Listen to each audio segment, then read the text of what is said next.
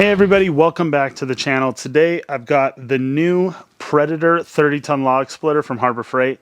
In this video we're going to assemble it, put it together so that you have a little bit of a guide if you want to purchase this thing on how I assembled it. And of course, if you're here for the assembly, make sure that you subscribe if you're not a subscriber for the initial review on it.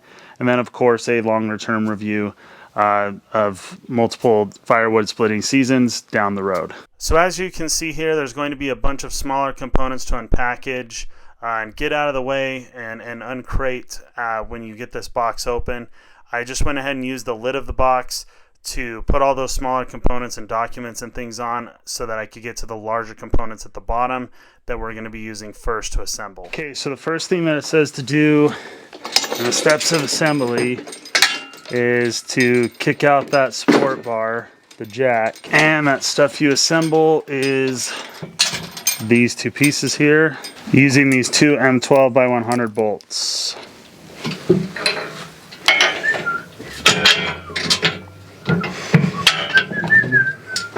You just line up the holes on these two pieces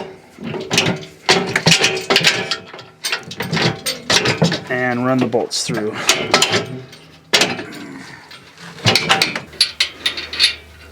Put the washer on and put the nuts on.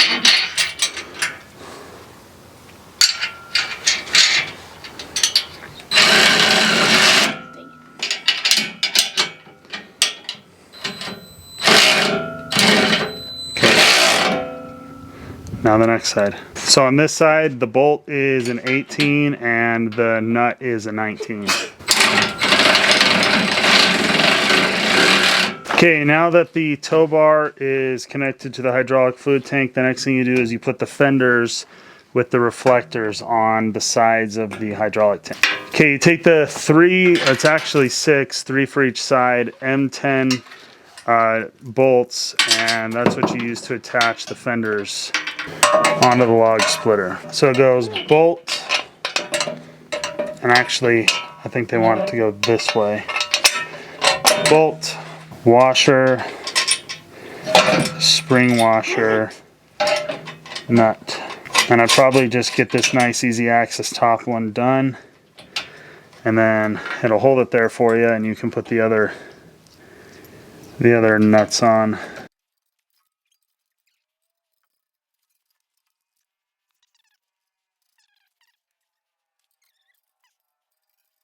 So it looks like both the nut and the bolt are 16s on these fenders. And I don't have any 16 millimeter wrenches, so I'm going to use the old adjustable wrench.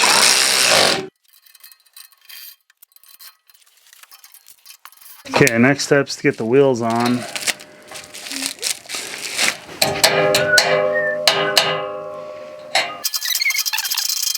Yeah, you want to keep as little dust as possible. I just don't have a shop big enough to not do this outside, unfortunately.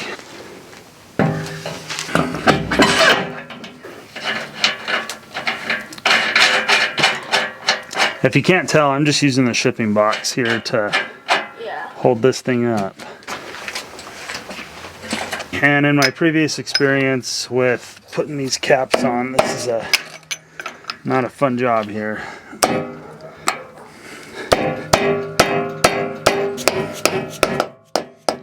So the dust cap, I mean, if you can get it in there without taking a hammer to it, do that, but I never really am able to. Now it's just repeating the same process on the other side.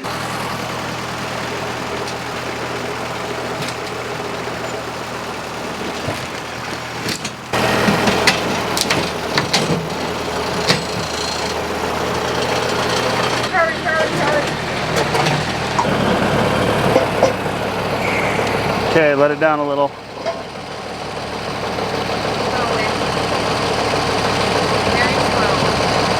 A little bit quicker, because I'm just getting wore out. What? A little bit quicker, because I'm just getting wore out. Maybe just come help me. Leave it there.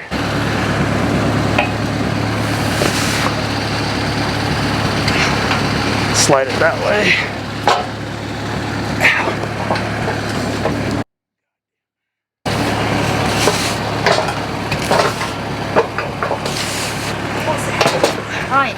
Oh yeah, lift it right there. Ready?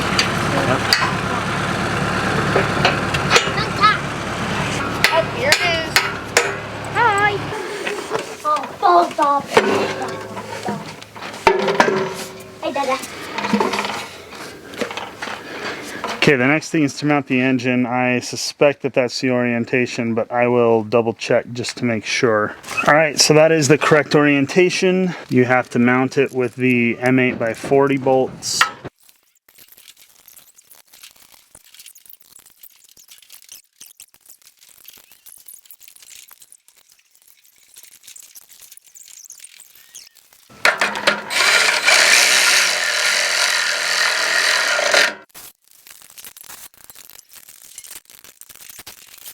Okay, next step in the process is connecting the return hose. Slip it over this end of the pump here. All right, get that hose clamp crimped down. Now I gotta remove that zip tie so I can remove this.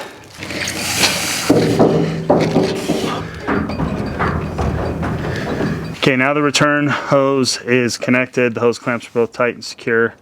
And I think it's time to start connecting these hydraulic hoses. So you're going to take these caps out of the hydraulic hoses here. Okay, so you take the hose that connects to the top of the valve and you connect it to this filter housing after removing the plug and after removing the cap on the filter housing, or at least this little fitting that comes off the filter housing. Tighten this up. Something that wouldn't be a bad idea on this is to go through and check all of the things that they did, make sure everything's tight. So the camera died, and I'm not redoing it, but this hose here that comes out of the bottom of the control valve, it connects right here, and it's what the little O-ring that comes in the parts package goes into. You stick the O-ring into the fitting. That's where that O-ring goes, is in there. So, and then it's just straightforward, you know, plug and play, tighten it up. All right, I don't know if this is the next thing, but I figured it was simple enough to do, and I don't think that there's a reason why I shouldn't do it right now. You just pull the little pin, you just pull the little spring pin out of that pin and pull it out so you can connect the control lever into the valve and reconnect your pin.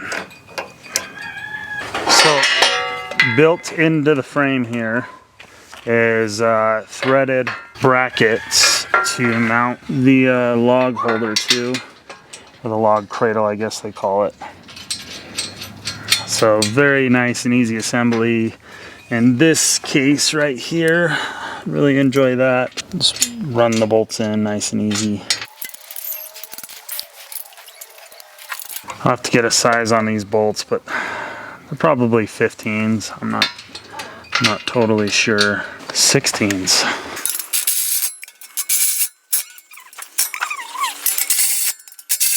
Okay, the small log cradle bolts from underneath.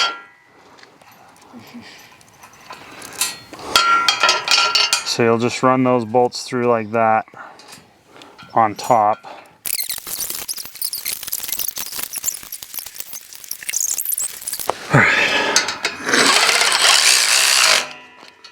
Oh, so that's a 15. I'm sorry, that's a 16. As was that. All right, I think that's assembled. Now you've got to fill the hydraulic tank and the gas tank and the engine oil, and I think we're ready to run. So I apologize, something happened to the rest of my audio with this video. Same thing that plagued my first review on this thing.